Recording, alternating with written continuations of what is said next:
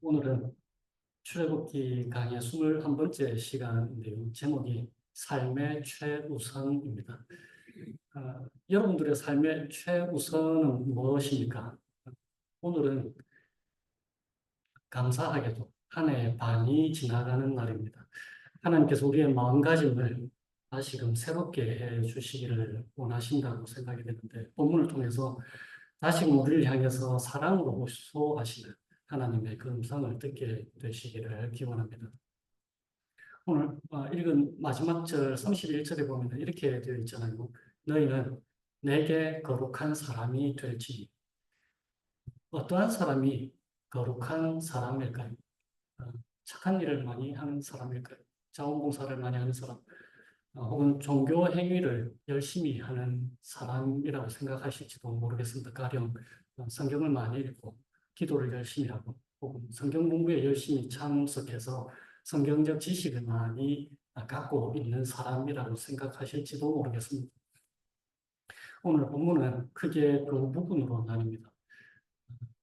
그 두 부분 전체에 하나님께서 하시는 명령들 혹은 법규들은 하나님이 어떠한 분이신지를 우리에게 알려주시는데, 먼저 첫 부분은 도둑질을 한 사람들에 대해서 그들이 어떻게 배상을 해야 되는지 아주 자세하게 각 경우를 따져가면서 하나님께서 말씀해 주십니다. 단지 원래 물건을 돌려주는 것뿐만 아니라 죄에 대한 처벌을 함께 말씀하시는 거예요. 마치 내 이웃의 소유를 탐내지 말라라고 하시는 제10계명을 떠올리게 하는 말씀들입니다. 그리고 처녀를 꿰어서 동침했으면 납해금이라고 하는 것은 그 당시에 그 신부의 몸값이거든요. 납해금을 내고 그 여자를 아내로 맞아들여야 된다라고 또 말씀하십니다. 그러니까 이 첫 번째 부분은 죄를 범했을 때에 그 피해자와 그리고 피해자의 소유물을 보호하시는 하나님을 보여주시는 거예요. 그러니까 하나님이 대단히 정의로운 분이심을 알려주시는 것입니다. 남의 것을 도둑질하는 것을 금하시는 이유는 하나님께서 그들의 필요를 아시는 분이시고 또한 충분히 공급해 주시는 아버지이시기 때문이라는 그 사실이 그 안에 담겨져 있습니다. 그럼에도 인간 세상을 우리 인간들이 다 망쳐 놓았기 때문에 이 세상에서는 성경에서 말한 대로 가난한 자들이 그치지 않을 거예요. 그래서 두 번째 부분에서, 본문의 두 번째 부분에서는 의지할 곳 없는 사람들에 대해서 말씀하십니다. 세 가지 부류의 의지할 곳 없는 사람들이 있는 거예요. 이방 나그네, 그리고 과부, 그리고 고아입니다. 그들은 그 당시에 남들이 베푸는 그 선행, 자선에 의해 의존해서 연명을 했습니다. 그러니까 그들을 압제하거나 억압하거나 학대하거나 그들을 괴롭게 하지 마라, 해롭게 하지 말라고 하나님께서 말씀하신 거예요. 그럼에도 이 땅에는 나쁜 사람들이 얼마나 많이 있습니까? 한국에서는 요즘 혼자 사는 어르신들의 재산을 노린 범죄가 기승이라고 합니다. 작년 그 통계청 조사에 따르면은 2023년에 만 65세 이상 노인 인구가 몇 명이냐면은 거의 1,000만 명이 950만 명. 그러니까 10년 전에 비해서 320만 명이나 증가한 수치라고 합니다. 그러니까 고령 인구가 늘면서 어르신들에 대한 그 관련 범죄도 많이 증가를 하는 거죠. 그래서 2021년에 거의 8만 건 한 해 어르신들 대상으로 한 범죄가 그렇게 많다고 합니다. 제가 기사를 읽다가 깜짝 놀란 게 이거예요.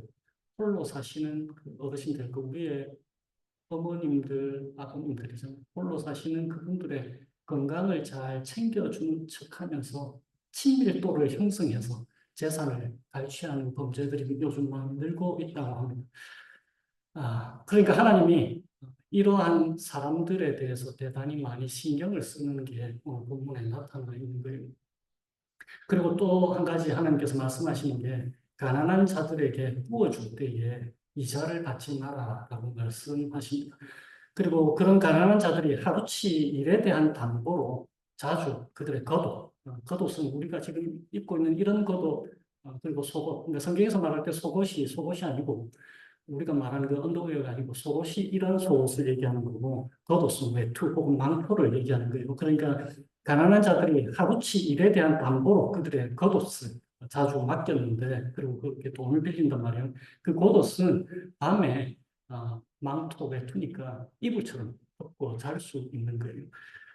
그러니까 그런 물건들을 담보로 잡으면은 반드시 해가 지기 전에 그들에게 돌려주라라고 명령하시는 것입니다. 그들을 압제하고 학대하고 해롭게 해서 하나님이 그들이 부르짖는 소리를 듣게 되면 반드시 들으실 것이다. 그래서 그들을 벌 주실 것이다 라고 본문에서 말씀하시는 거예요.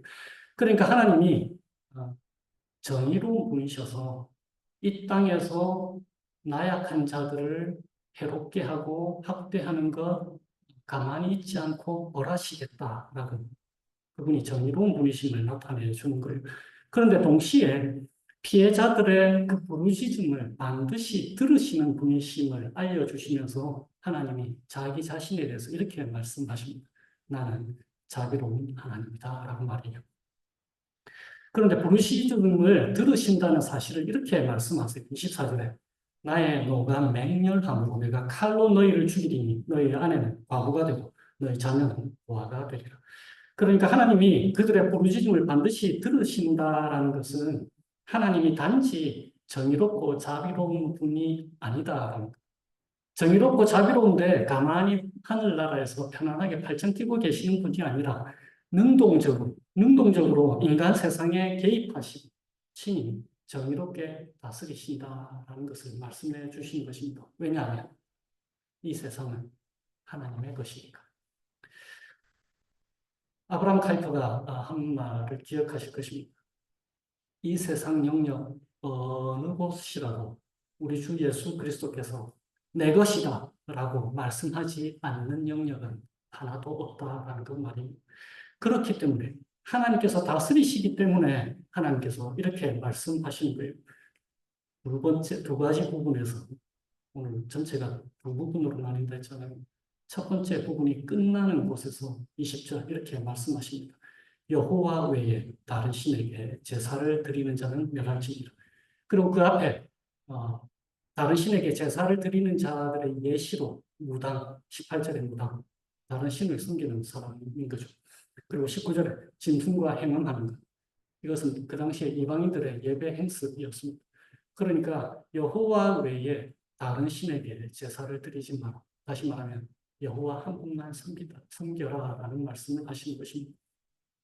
그리고 두 번째 부분이 끝나는 곳에서 다시 말하면 29절 30절에서 이렇게 말씀하세요.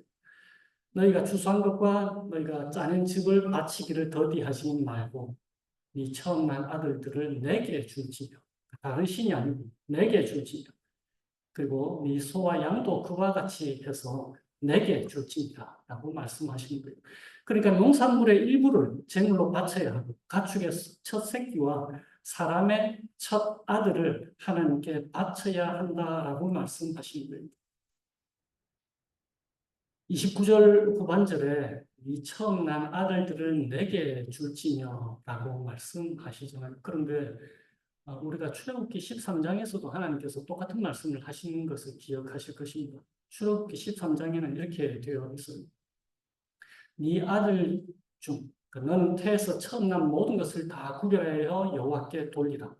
왜냐하면 여호와의 것이니라 라고 말씀하시면서 뭐라고 말씀하시냐면은 네 아들 중에 처음 난 모든 자는 대속할지니라. 왜냐하면 아들을 하나님께 바칠 수가 없잖아요.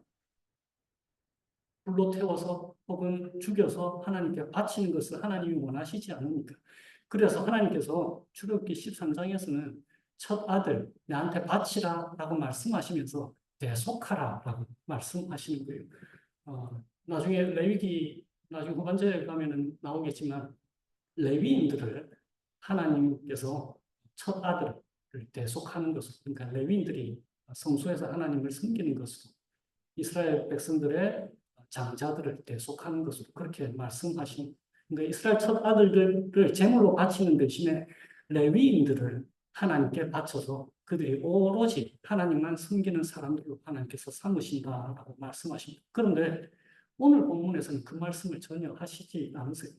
대속을 강조하려고 하지 않으시고 이스라엘 백성들이 추수한 것들, 가축들처럼 하나님께 장자들을 바쳐야 됨을 강조하기 위해서 대속 부분을 말씀하지 않으시는 것입니다. 다시 말하면 20절에 여호와 외에 다른 신들에게 제사를 드리지 말라라고 하시는 말씀을 다른 말로 표현한 것이 바로 29절 말씀입니다. 내게 장자와 가축의 초태생과 농산물을 다 바쳐라라고 말씀하시는 것입니다. 그 당시에 사람들에게 장자와 초태생 이런 것들이 어떠한 의미입니까? 우리가 아브라함이 이삭을 바칠 때 그리고 출애굽기 처음에 했던 것처럼 장자 이것은 가장 소중한 것을 하나님께 드린다는 의미입니다. 그러니까 본문의 전체 두 부분으로 나뉘어져 있는 이것들은 모두 한 가지를 말씀하고 있는 거예요. 하나님의 백성들에게 그들의 삶의 최우선이 하나님 자신이신 거예요. 그들에게 말씀해 주시는 것입니다. 하나님의 백성이 아닌 사람들이 이 땅을 살아가는 방식으로 살지 말고 오직 하나님만 섬기라는 의미로 출애굽기 22장을 이스라엘 백성들에게 주셨고 또한 우리에게 주시는 것입니다. 왜 하나님만 섬기라고 하는 것입니까? 하나님께서 다스리시니까. 하나님이 돌보고 계시니까. 하나님이 이렇게 말씀하시는 거예요. 나랑 같이 하자. 남의 것 탐내지 마라, 도둑질하지 마라. 네가 필요한 것 내가 다 안다. 내가 충분히 준다라고 말씀하시는 거예요. 죄를 지었으면 벌을 받아야 한다. 왜냐하면 내가 다스리니까. 나는 정의로운 하나님이다. 의지할 곳 없는 사람들 괴롭히지 마라. 그들이 바로 내 형상으로 지음받은 사람들이다. 내 마음이 그들에게 가 있다. 그렇게 말씀해 주십니다.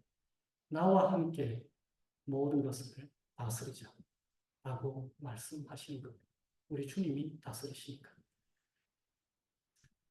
이런 하나님의 호소에도 불구하고 오늘을 사는 우리의 삶의 최우선은 어디에 있습니까? 이스라엘 백성들이 장자와 가축의 초태생 그리고 농산물의 좋은 것들을 드리는 것처럼 우리가 하나님께 무엇을 드리고 있습니까? 시간, 재물, 교회 봉사, 헌금 이런 것들을 말씀하는 게 아닙니다. 이런 것들이 포함될 수는 있을 거예요. 그러나 그런 것들을 말씀하시는 것이 아닙니다. 가장 중요한 것, 마음을 하나님께 드리고 있는지를 성경이 우리에게 말씀하시는 거예요. 마음을 드리는 것이 성경이 말하는 헌신이고 하나님을 최우선으로 두는 것입니다. 어떤 종류의 마음이 있을까요? 어떤 종류의 마음이 있을까요? 오늘 두 가지를 함께 나누기로 합니다. 첫 번째, 하나님의 말씀을 따르는 순종의 마음입니다. 20절에 여호와께만 제사를 드리라고 했을 때 그것이 다만 형식적인 것이 아니잖아요. 하나님이 말씀하신 것은 순종의 마음입니다. 사무엘상 15장에 이렇게 되어 있잖아요. 사무엘이 이렇게 말합니다. 여호와께서 번제와 다른 제사를 다시 오늘 20절에 여호와께만 제사를 드리라고 되어 있잖아요. 그런데 사무엘상 15장에 이렇게 되어 있습니다. 여호와께서 번제와 다른 제사를 그의 목소리를 청종하는 것을 좋아하신 같이 좋아하시겠나이까? 순종이 제사보다 거역하는 것은 점치는 죄와 같고 오늘 무당에 대한 얘기를 하신 것처럼 점치는 자와 죄와 같고 완고한 것은 사신 우상에게 절하는 죄와 같은 우상을 숭배하는 것과 같은 것이다 라고 말씀하십니다. 그리고 두 번째 마음이 있습니다. 두 번째는 그렇게 순종하라고 말씀하심에도 불구하고 그렇게 하지 못해서 하나님 앞에서 애통해하고 회개하는 마음인 거예요. 시편 51편에 이렇게 되어 있습니다. 주께서는 제사를 기뻐하지 아니하십니다. 다시 20절에 여호와께만 제사를 드리라 하는 그 말씀을 시편 51편에 주께서는 제사를 기뻐하지 아니하십니다. 하나님께서 구하시는 제사는 상한 심령이라 상하고 통회하는 마음을 주께서 멸시하지 아니하십니다. 그렇게 되어 있는 순종하는 마음과 그럼에도 불구하고 그렇게 하지 못해서 애통해하고 회개하는 마음. 그럼에도 자주 우리는 어떻습니까? 하나님을 향하여 다친 우리의 마음이잖아요. 하나님은 성경 처음부터 끝까지 그리고 성령 하나님을 통해서 우리에게 말씀해 주십니다. 하나님은 우리를 우리 각 사람을 최우선으로 두고 계시잖아요. 하나님의 독생자 예수를 우리를 위해서 주셨잖아요. 그런데 우리는 하나님을 최우선이 아니라 자주 하찮게 여기고 때로는 귀찮게 여기기도 하잖아요. 내 마음대로 하려고 하면은 언제나 성령님께서 니 그래서 되겠나? 라고 말씀해 주시잖아요. 이사야 53장에 이렇게 되어 있습니다. 그는 멸시를 받아 사람들에게 버림받았다. 우리도 그를 귀히 여기지 아니하였다. 우리가 예수님을 하찮게 혹은 귀찮게 여겨서 우리가 십자가에 못 박았잖아요. 왜 그렇게 했습니까? 예수님은 하나님을 최우선에 두신 분이시니까 그런 거예요. 그런 그분을 우리가 미워하는 것입니다. 우리와 우선순위가 다른 분이시니까 우리가 그 예수님을 미워하는 사람들이었던 거예요. 우리를 이런 상태에서 건져내시기 위해서 우리 주님께서 이 땅에 오신 것입니다. 하나님을 최우선에 두신 예수님께서 우리 대신에 죽으신 거예요. 그리고는 그 예수님의 영, 순종하시는 그분께서 그 예수님의 영, 성령을 우리에게 주셔서 우리가 하나님을 우리 삶의 최우선에 둘 수 있도록 해 주시는 것입니다. 예레미야 31장에 새 언약을 하나님께서 약속하시면서 이렇게 말씀하십니다. 그날 후에 내가 이스라엘 집과 맺을 언약은 이러하니 곧 내가 나의 법을 그들의 속에 두며 그들의 마음에 기록할 것이다 라고 말해요. 그래서 그들의 하나님이 되고 그들은 나의 백성이 될 것이다 라고 하나님께서 약속해 주셨습니다. 그러니까 두 가지 중요한 마음, 우리가 하나님의 말씀을 따르는 순종의 마음, 그리고 그렇게 하지 못해서 하나님 앞에서 애통해하고 회개하는 마음을 갖게 될 수 있는 이유가 무엇입니까? 하나님이 언제나 우리 있는 모습 그대로 받아주시고 우리를 예수님 닮은 모습으로 만들어가 주신다는 사실 때문인 거예요. 그것을 성령께서 친히 말씀해 주시고 또 우리에게 그렇게 믿음을 주시기 때문입니다. 그것을 요약하는 말씀이 바로 마지막 구절입니다. 31절. 너희는 내게 거룩한 사람이 되지. 오늘 우리가 읽은 한글 성경은 너희는 내게 거룩한 사람이 될지라고 되어 있는데 새 번역은 너희는 나를 섬기는 거룩한 백성이다라고 번역을 했습니다. 영어 성경들도 마찬가지예요. 어떤 번역들은 거룩한 사람이 되어야 한다라고 선포를 하고 있고 어떤 번역들은 너희는 거룩한 사람이다 혹은 너희는 거룩한 사람이 될 것이다 라고 번역해 놓았습니다. 원어로는 둘 다 가능한 번역입니다. 그러나 어떠한 경우에도 거룩한 백성이 되는 방법에 우리의 능력으로 할 수 있다는 것을 암시하지는 않습니다. 하나님께서 우리에게 우리의 의무를 말씀하셨을 때라도 그 의무는 우리 주 예수 그리스도께서 대신 다 이루셨잖아요. 반대로 하나님께서 우리를 향하여서 너희는 내게 거룩한 백성이다 라고 우리의 현재의 존재가 어떠한 사람들, 우리의 정체성이 무엇인지를 말씀해 주실 때에도 그것은 우리가 그렇게 된 근거, 다시 말하면 하나님께서 그리스도 예수 안에서 성령을 통해서 우리를 위해서 무엇을 이루셨는지 알려 있는 것. 그러니까 그것을 강조하는 말씀입니다.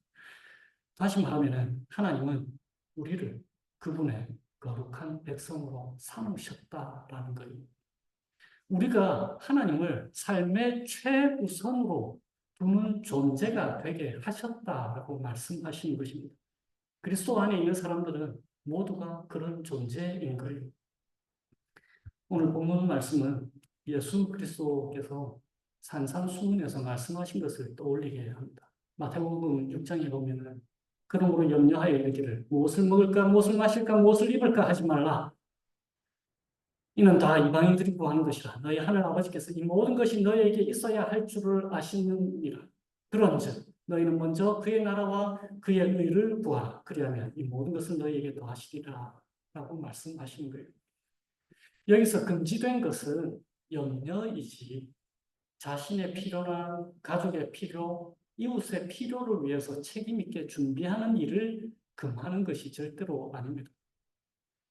하나님이 공중의 새를 보라, 내가 먹인다라고 말씀하시면서 하나님이 먹을 것을 주시는 분으로 말씀하시지만 여전히 새들은 날아다니면서 먹이를 찾아야 되잖아요.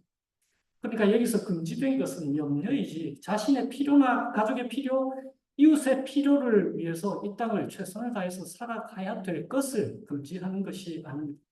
그리고 여기서 너희는 먼저 그의 나라와 그의 의를 구하라라고 하는 말씀이 바로 오늘 본문의 말씀. 하나님을 최우선으로 여긴다라는 말씀을 달리 표현하는 거예요. 하나님 나라를 우선으로 여긴다라는 것. 먼저 그의 나라와 그의 의를 구하라는 것은 이런 뜻입니다. 하나님을 왕으로 모시고 최우선으로 여겨서 충성한다라는 의미인 것입니다. 의라고 하는 것. 너희는 먼저 그의 나라와 그의 의를 구하라고 했을 때 그의 의는 바로 이 결정에서 비롯된 생활 방식인 거예요. 하나님을 최우선으로 삼았을 때에 자연스럽게 드러나는 생활 방식을 하나님께서 그의 의를 구하라고 하시는 말씀으로 하신 것입니다. 윌리엄 템플이라고 하는 분이 이런 말씀을 했습니다. 이 세상은 마치 어떤 장난꾼이 남의 상점에 들어가서 쇼윈도에 벌려놓은 상품들의 정가표를 모두 바꾸어 놓은 현상과 같다고 할 수 있다. 그 장난꾼은 비싼 물건에는 낮은 가격표를 떡떡떡 붙여놓고 반대로 싼 물건에는 높은 가격표를 붙여놓아. 사탄은 우리가 세상이 말하는 것에 마음을 빼앗기도록 문화를 통해서 우리를 위협하고 있습니다. 그런데 반대로 하나님은 우리가 우리를 가장 사랑하시는 하나님께, 그 하나님께 마음이 빼앗기도록 예수 그리스도를 통해서 우리를 구원하셨습니다. 자기 자신을 주시면서까지 말입니다. 설교 처음으로 돌아와서 같은 질문을 드립니다. 어떠한 사람이 거룩한 사람입니까? 이 땅에서 선한 일을 많이 하는 사람입니까? 자원봉사를 많이 하는 사람입니까? 성경, 기도, 이런 종교 생활을 열심히 하는 사람이 아니라 하나님을 최우선으로 두는 사람들입니다. 최우선으로 두는 이유가 무엇입니까? 하나님께서 친히 이 땅을 다스리고 계시기 때문입니다. 하나님을 하나님으로 인정하는 사람인 거예요. 하나님을 두려워하는 사람.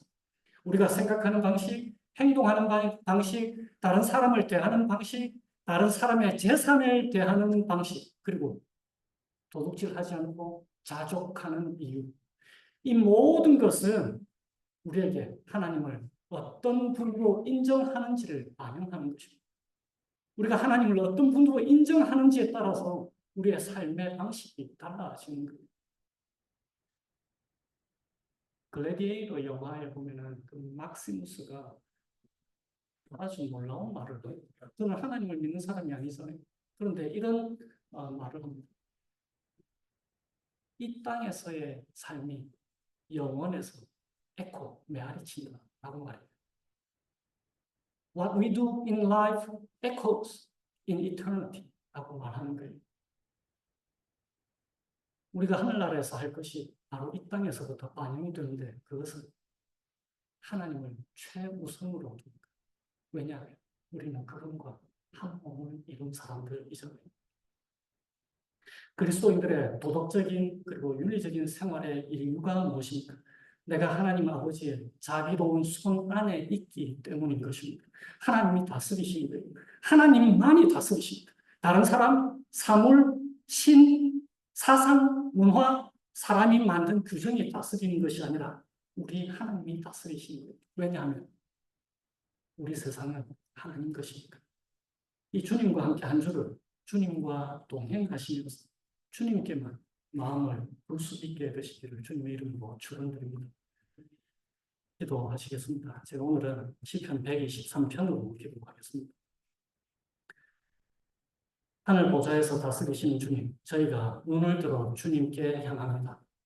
상전의 손을 바라보는 종들의 눈처럼, 여주인의 손을 바라보는 여종의 눈처럼 저희들의 눈도 여호와 우리 하나님을 바라보며 저희들에게 은혜 베풀어 주시기를 기다립니다. 주님, 저희에게 은혜를 베풀어 주세요. 저희에게 자비를 베풀어 주세요. 세상에서 많은 멸시와 조롱을 받는다 할지라도 저희의 믿음과 소망을 오직 하나님께 둘 수 있게 해주시기를 예수님의 이름으로 기도합니다. 아멘.